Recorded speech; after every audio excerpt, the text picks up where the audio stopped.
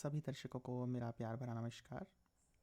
आज हम आपके लिए एनएमएमएस परीक्षा की तैयारी के लिए एसएसटी यानी सामाजिक विज्ञान के महत्वपूर्ण टॉपिक्स पर वीडियो लेकर आए हैं। अगर आप इस परीक्षा की सफलता के लिए पूरी तरह से तैयार होना चाहते हैं तो बने रहिए हमारे साथ इस वीडियो में और वीडियो को अंत तक पूरा ज़रूर देखिए। चलिए शुरू करते हैं बिना समय गवाए। समुद्री धाराएं किस पर प्रभाव डालती हैं? तो समुद्री धाराएं जो होती हैं वो जलवायु पर अपना प्रभाव डालती हैं।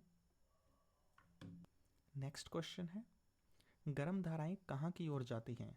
तो गर्म धाराएं जो होती हैं वो ध्रुवों की ओर जाती हैं। अटलांटिक महासागर की कितनी धाराएं बताई गई हैं? ध्यान रखिएगा, अटलांटिक महासागर की 8 धाराएं बताई गई हैं। और हिंद महासागर की कितनी समुद्री धाराएं बताई गई हैं? हिंद महासागर की 3 समुद्री धाराएं बताई गई हैं।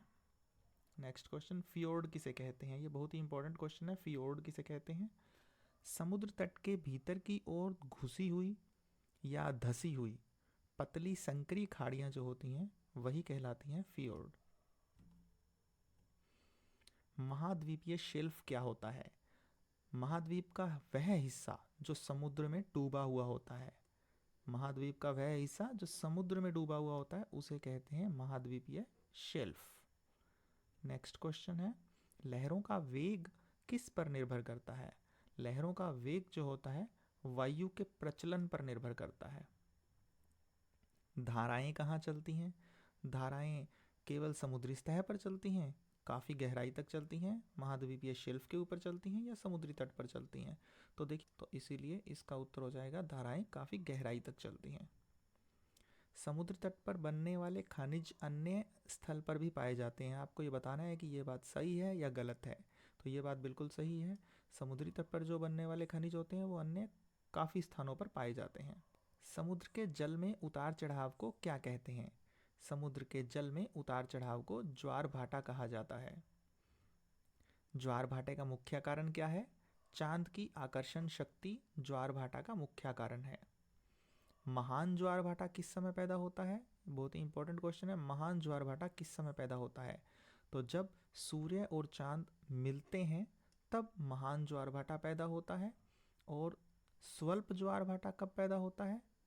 स्वल्प ज्वार भाटा तब पैदा होता है जब सूर्य और चांद अलग होते हैं। तो ये 2 क्वेश्चन है, ध्यान रखिए।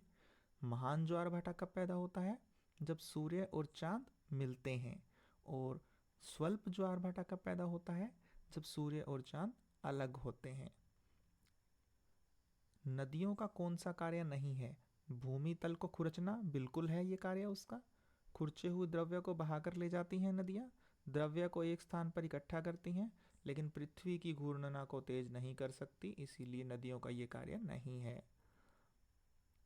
आपके लिए एक क्वेश्चन है, कमेंट करना है आपको इस क्वेश्चन का आंसर। आपको हम इस क्वेश्चन का answer lesson number 2 class number 2 में हम बताएंगे। महात्मा गांधी का पूरा नाम क्या था? मोहनदास करमचंद गांधी, मोहनलाल गांधी, महेश चंद्र गांधी या मोहनदास गांधी? चलिए नेक्स्ट क्वेश्चन, झील की परिभाषा बतानी है आपको, क्या होती है झील की परिभाषा? स्थल का ऐसा नीचा स्थान जहां पानी नहीं भरता, तो झील में तो पानी भरा रहता है हर समय। स्थल का ऐसा नीचा स्थान जहां पानी भर जाए और उसका पूरा पूरा निकास हो, नहीं पूरा पूरा निकास भी नहीं होता पानी का, तभी तो झील में हमेशा पानी भरा रहता है। स्थल का ऐसा नीचा स्थान जिसमें पानी भर जाए और उस पानी का पूरा पूरा निकास ना हो, तो ये इसका उत्तर हो जाएगा। नेक्स्ट क्वेश्चन, समुद्री तटीय प्रदेश में लगाने वाले वृक्ष का एक प्रमुख प्रकार कौन सा है? समुद्री तटीय प्रदेश जो होता है वहाँ पर लगाए जाने वाले जो वृक्ष होते हैं उसमें उसमें इनमें से कौन सा प्रकार है जो है वो आपको बताना है। तो सुंदरी एक ऐसा प्रकार है जो समुद्री तटीय प्रदेश में लगाया जाता है, ये वृक्ष का नाम है। समुद्र की सतह से नीचे वायरण्य, वायरण्य को क्या कहते हैं? समुद्र की सतह से नीचे वायरण्य को क्या कहते हैं? तो उसे कहते हैं ट्रेंच। क्वेश्चन नंबर 19 है, समुद्र की गहराई में जीवन की कितनी चुनौतियां होती हैं? 2 चुनौतियां होती हैं, एक तो ओजोन की कमी होती है और दूसरा उच्च दाब। ये दोनों ही कमियां जो हैं, दोनों ही जो ज़रूरतें हैं वो नहीं होती हैं, इसीलिए समुद्र की गहराई में हम कह सकते हैं कि ये उसके लिए चुनौतियां होती हैं। समुद्र में मिलने वाला विशेष लवण जल क्षेत्र कौन सा है? समुद्र में मिलने वाला विशेष लवण जल क्षेत्र कौन सा है? तो लवण जल क्षेत्र जो है वो एस्टुआरी है। समुद्र का सबसे गहरा स्थल कौन सा है? तो मारियाना ट्रेंच जो है वो समुद्र का सबसे गहरा स्थल माना जाता है। सबसे बड़ी नदी बतानी है आपको सोवियत संघ की, कौन सी है? सबसे बड़ी नदी सोवियत संघ की इर्तिश है, और इस नदी की कुल लंबाई भी बतानी है। इस नदी की कुल लंबाई जो है वो 5570 किलोमीटर है। 25वां क्वेश्चन है, वायुमंडल में नाइट्रोजन का कितना प्रतिशत भाग है? तो नाइट्रोजन का 78% भाग है। ये जितनी भी गैसें हैं ये आपको पता होना चाहिए कौन सी कितने प्रतिशत है, ये बहुत इंपॉर्टेंट क्वेश्चन है। जीवन के लिए आवश्यक ऑक्सीजन गैस का कितना प्रतिशत भाग वायुमंडल में है? जीवन के लिए ऑक्सीजन जरूरी है, ये सभी को पता है, तो ये हमें वायुमंडल से मिलती है। तो वायुमंडल में जो ऑक्सीजन है उसकी कितनी मात्रा पाई जाती है? तो 21% भाग जो है वायुमंडल में ऑक्सीजन का मिलता है। कार्बन डाइऑक्साइड गैस किसके लिए उपयोगी है? पेड़ पौधों के लिए। पर पानी किसका मिश्रण है? पृथ्वी पर पानी जो है वो ऑक्सीजन और हाइड्रोजन का मिश्रण है। वायुमंडल किस चीज की मोटी तह है? वायुमंडल गैसों की मोटी तह है। जैन धर्म के कितने तीर्थकर हुए थे? जैन धर्म के 24 तीर्थकर हुए थे, ये बात आपको याद रखनी है। एक आपके लिए कोट है बहुत अच्छा, सपनों की ऊंचाइयों को छूने का वक्त आएगा, आपका साथ हमें हमेशा नई उम्मीदों की ओर बढ़ाएगा। यदि आप इसी प्रकार हमारे साथ बने रहेंगे तो आप सपनों की ऊंचाइयों को छू लेंगे और हमारी उम्मीदों पर भी खरे उतरेंगे और हमारी उम्मीदों को भी बढ़ाएंगे। कृपया हमारे साथ चलते रहिए। नेक्स्ट क्वेश्चन है, ट्रोपोस्फियर कितनी ऊंचाई तक फैला होता है? ट्रोपोस्फियर 7 मील तक फैला होता है। 32 क्वेश्चन, मौसम की भविष्यवाणी के लिए किस क्षेत्र का अध्ययन किया जाता है? तो मौसम की भविष्यवाणी के लिए ट्रोपोस्फियर का अध्ययन करना होता है। स्ट्रेटोस्फियर कितने मील तक फैला होता है? स्ट्रेटोस्फियर जो है वो 7 से 20 मील तक फैला होता है। आयनोस्फियर कहाँ प्रारंभ होता है? आयनोस्फियर 25 से 30 मील यहाँ प्रारंभ होता है। ओजोन परत कितनी ऊंचाई पर होता है? ओजोन परत 15 से 30 किलोमीटर की ऊंचाई पर होता है। स्थायी पवनें कैसी होती हैं? जो एक ही दिशा में बहती हैं उसे स्थायी पवनें कहते हैं।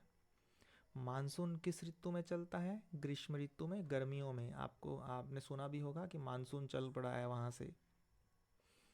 समुद्री समीर कब चलती है? दिन के समय में। और स्थल समीर कब चलती है? रात के समय में। ध्यान दीजिएगा, समुद्री समीर कब चलती है? दिन के समय में। और स्थल समीर कब चलती है? रात के समय में। ओजोन परत क्या रोकता है? ओजोन परत अल्ट्रावायलेट विकिरण को रोकता है। व्यापारिक पवनें कहाँ चलती हैं? व्यापारिक पवनें उष्ण कटिबंध में चलती हैं। आयनोस्फीयर क्यों महत्वपूर्ण है? आयनोस्फीयर जो है वो अंतरराष्ट्रीय रेडियो संचार के कारण महत्वपूर्ण है, उसके लिए महत्वपूर्ण है ये। चक्रवात में केंद्र में कैसा दबाव होता है? चक्रवात में केंद्र में कम दबाव होता है। उत्तरी गोलार्ध में चक्रवात के अंतर्गत वायु का प्रवाह कैसे होता है? तो दाहिनी ओर से बाईं ओर। उत्तरी गोलार्ध में चक्रवात के अंतर्गत वायु का प्रवाह कैसे होता है? दाहिनी ओर से बाईं ओर। हरिकेन का संबंध किस क्षेत्र से है? हरिकेन का संबंध उष्ण कटिबंध से है। टोर्नाडो क्या है? बहुत ही इंपॉर्टेंट क्वेश्चन है। टोर्नाडो क्या है? विनाशकारी तेज चक्रवात जो होता है उसको टोर्नाडो बोला जाता है। जब जल कण किसी ठंडी वस्तु से संपर्क करते हैं तो क्या होता है? तो द्रवीभवन होता है। विकिरण किससे संबंधित है? ये ठीक कर लीजिएगा, विकिरण किस से संबंधित है? विकिरण ऊष्मा की प्रसारण से संबंधित है। ओस कैसे बनता है? ओस द्रवीभवन से बनता है। मेघ वाली रातों में क्या नहीं बनता है? बारिश, बिजली, ओस या टोर्नाडो? तो मेघ वाली जो रातें होती हैं उसमें ओस नहीं बनता है। प्रति चक्रवात का केंद्र में कैसा दबाव होता है? प्रति चक्रवात का केंद्र में अधिक दबाव होता है।